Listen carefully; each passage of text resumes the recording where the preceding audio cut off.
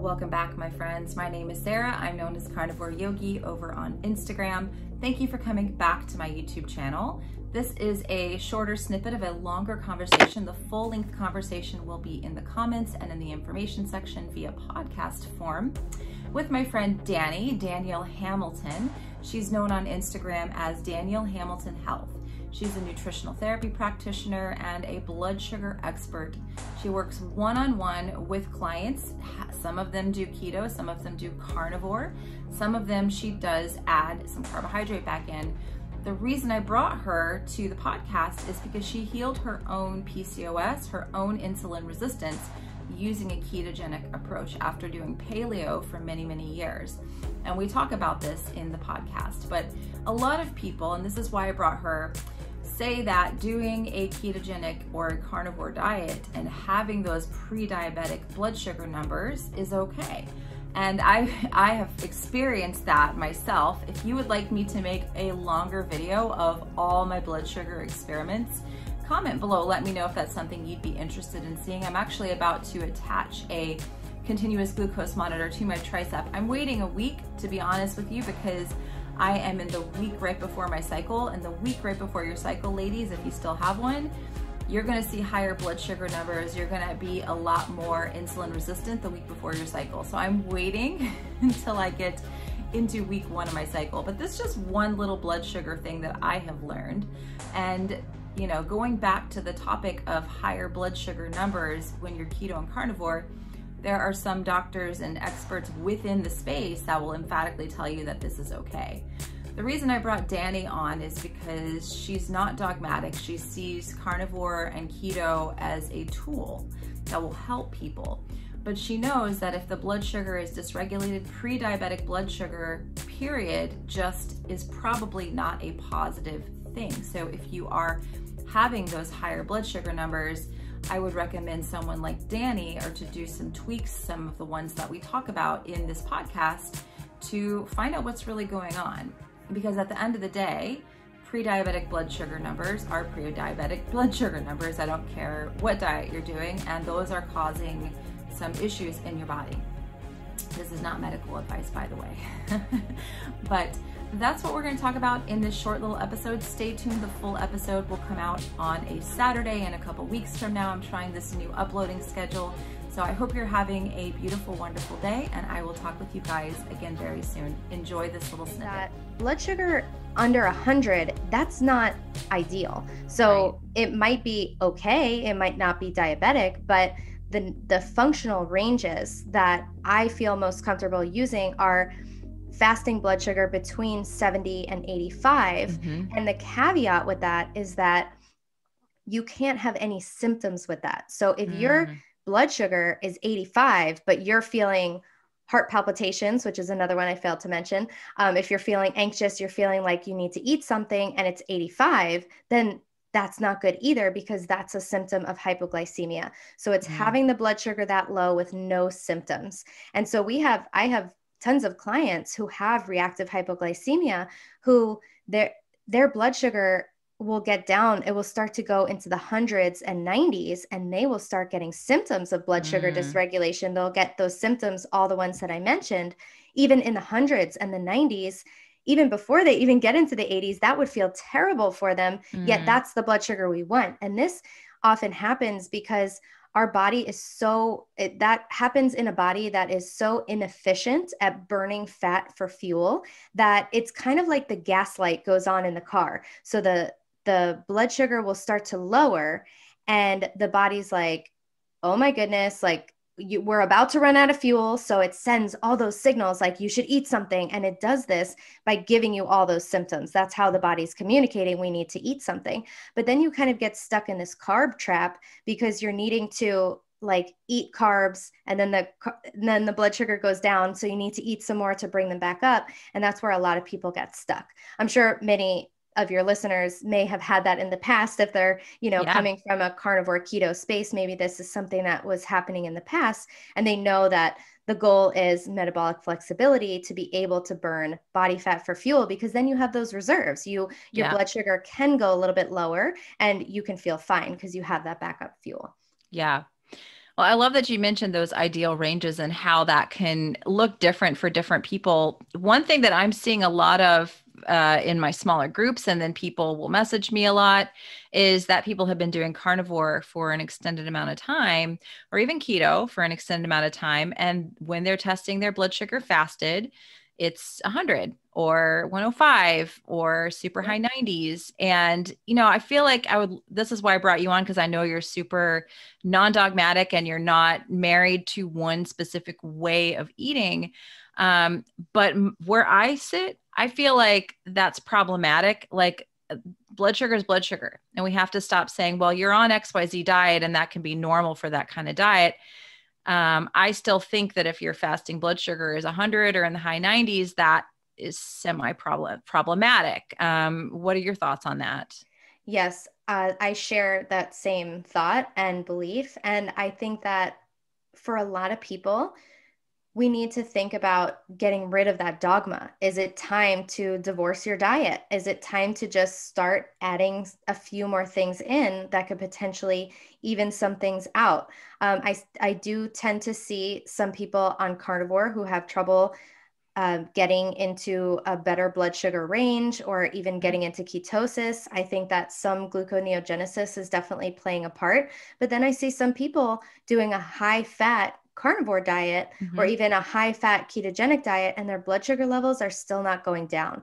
So I think that this is a huge indication that we need to look beyond what's on the end of our fork. We really need to look at these lifestyle practices. And stress is the biggest one that I see keeping people in this state of high blood sugar and not being able to achieve the goals that they want, like plateau city. It's stress. And a lot of things contribute to stress. So it could be things like toxins. It could be things like food sensitivities. It could be things like not having enough sleep or artificial lights or too many screens and sitting down all the time. And then, of course, overworking out or underworking out. So we see some people on, again, it's like that Goldilocks position. You can't be overworking out because that's a huge stress on the body too. So if you're, doing like a bunch of, CrossFit workouts, and then you're doing these Metcons, and then you're just like pushing yourself, like, trust me, that type A personality, that resonates with me so much, Oh yeah, me too. Yeah. That's why I had to, become a yoga teacher and do all these things to like force myself to relax. And it's hard. It's definitely hard. So I can agree with you and sympathize with your situation that you don't want to stop doing something because you feel like it's helping, and it is helpful until it's not anymore. Just like fasting, even some people are just over fasting. And so again, that's pulling the adrenals down. And so when our adrenals are dysfunctioning, we're going to have blood sugar issues no matter what. So that's something that also needs to be in check. And then I just see some people so focused on their food that they're not moving enough. And you need that good balance of all of those things. And then just, my wife will always say, she calls it the triad: food, movement, and energy. And so what's going on in your head? What are your vibes? Is it this complaining, like, woe is me, I'll never fix my blood sugar, I'll never meet these goals, this person is skinnier than me, I don't look like this? Like, what are the thoughts in your head that are keeping you stuck? And so it's time to look at, maybe it's time to get out a journal instead of, working out, or maybe it's time to start a workout routine instead of just, scrolling Instagram and looking at, different meals and things like that. So there needs to be a place for all of it. And then, of course, like prioritizing sleep and all that. And then just working on those areas where you're like, wow, yeah, if it's an area where you're kind of ignoring, like, oh, my sleep is bad, but, everything else is so good. It's like, well, you need to work on that one piece if it's not doing well, because it could be a big piece of the puzzle for you. And if you're not sleeping, that is a huge, huge reason for your blood sugar to be dysregulated. Even after just one night of sleep, you are more insulin resistant. When you don't use your muscles and you don't like use all of them and really use them intensely, again, they become insulin resistant. So this is happening throughout our body. And then we have the spikes of cortisol when we're stressed out, keeping us more insulin resistant. So there's a lot of hidden things under the surface that could be going on as well. And we need to look outside of just what is on our fork. Yeah, I think one problem that I'm seeing in the carnivore community, I see it over and over again, is that people say that they don't need to work out because they're eating so much protein and that's stimulating mTOR. And so they don't really feel like they need to spend a lot of time working out. Now, there are a lot of people who go the opposite extreme and work out too much, but I feel like we've kind of stopped having the conversation about how important it is to do weight resistant, to do weight training, some sort of weight training for everyone. And I always wonder, people that are in my groups that are having these issues with the higher fasting blood glucose, and they're so good with their food. I mean, I'm like, tell me, what'd you eat yesterday? Let's go over it. I'm like, yeah, that's really good. Mm-hmm. But they're probably not, I know a lot of them are not doing any kind of weight training, any kind of resistance training at all. And then the stress piece too. It's like, Yeah. it's frustrating for sure. Yeah. In Dr. Ben Bixman, okay, I'll say it right. Hold on. In Dr. Ben Bickman's book, Why We Get Sick, he talks about how when you don't use your muscles, they just become insulin resistant. And muscle is some of the first cells to go insulin resistant. And insulin resistance is a spectrum. It can happen with just a few cells in the body, just maybe some of your muscles or just some of your fat cells, all the way to like every single cell in the body. So it's something that you really want to think about. And his advice is to use your muscles very intensely. And so I see a lot of people also going for walks, and movement is essential. We need to move our bodies. We need to walk, we need to bend, we need to pick things up. We need to use it in a lot of ways. We need to put our joints through those ranges of motion so we continue to have those ranges of motion and continue to have that mobility. So walking is a great thing. Think about our ancestors. They were always probably walking to gather, to hunt. It's part of us as a human. So looking back on this as kind of like an ancestral thing, walking is super important. It can even help to lower your blood sugar levels post meals and all these things.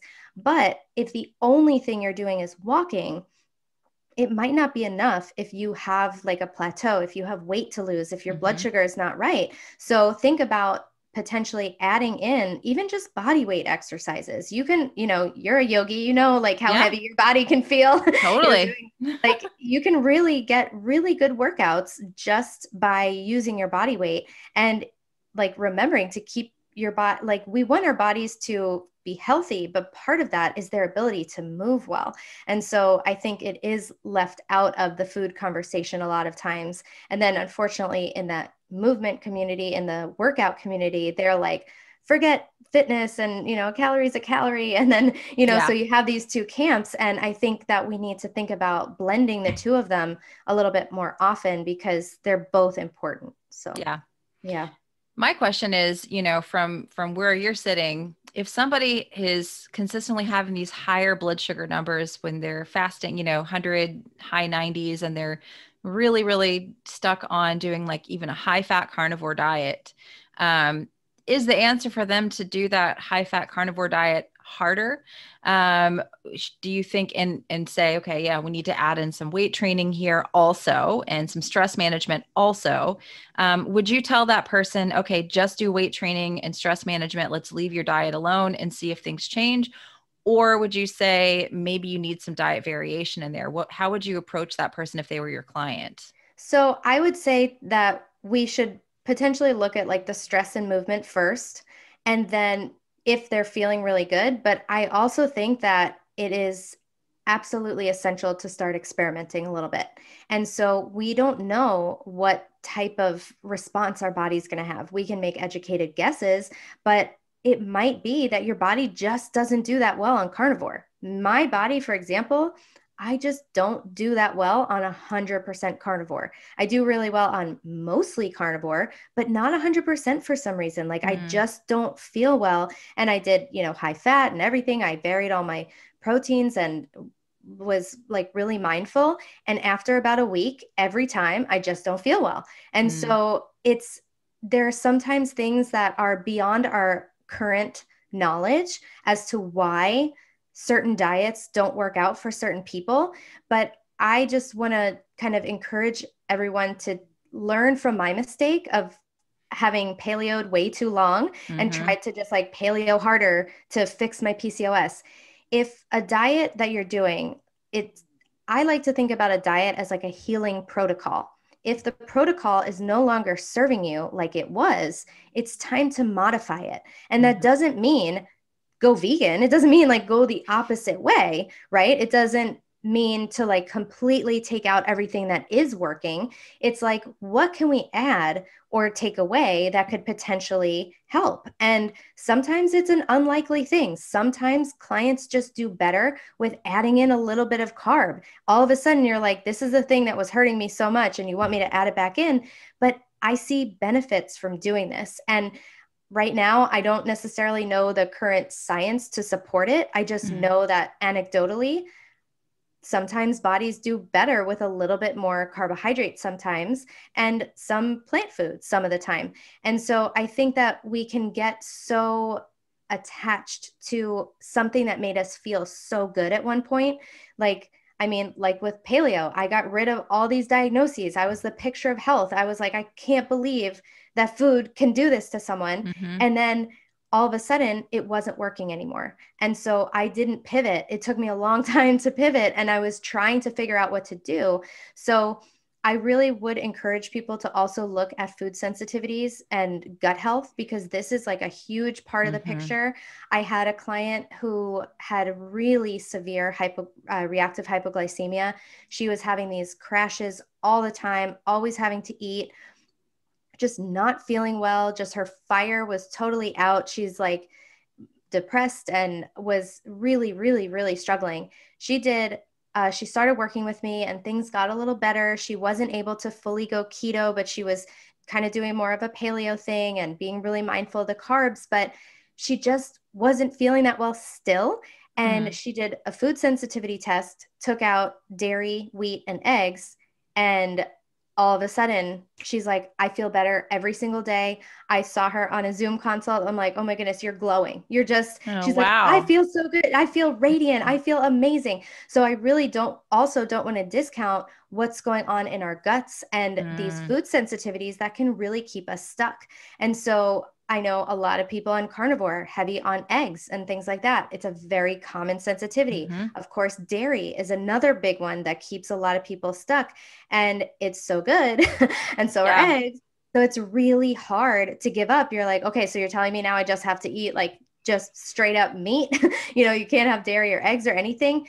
Maybe it's keeping you stuck. So there's all different areas to look in, even gut health, doing some gut tests, like working with a practitioner to do things like that. Like I'm going to get certified in this restorative wellness practitioner thing in April. I'm really looking forward to it because I'm excited to unlock people's gut health as it relates to blood sugar, because there's just so many other areas that are affecting it. So I would say experiment, because you can always go back to carnivore, right? If it doesn't work, just go back, and it's not working to begin with. So there's something that needs to give. And if you look at from, again, like this ancestral approach, most people had a variety of plants and animals in their diets. So it's not like we didn't evolve with any plant matter whatsoever. And then there are those schools of thought where they say, like, even if this is like a tiny bit stressful for the body, like to digest, there is that hormetic effect. So, I just don't think we know enough yet. But I think that in terms of looking at someone on Instagram and being like, oh, they're thriving with the carnivore diet and they've done it for this long and they look like this. If it's not working for you, it's because you have a different body. You just have different needs. You have different stuff going on. So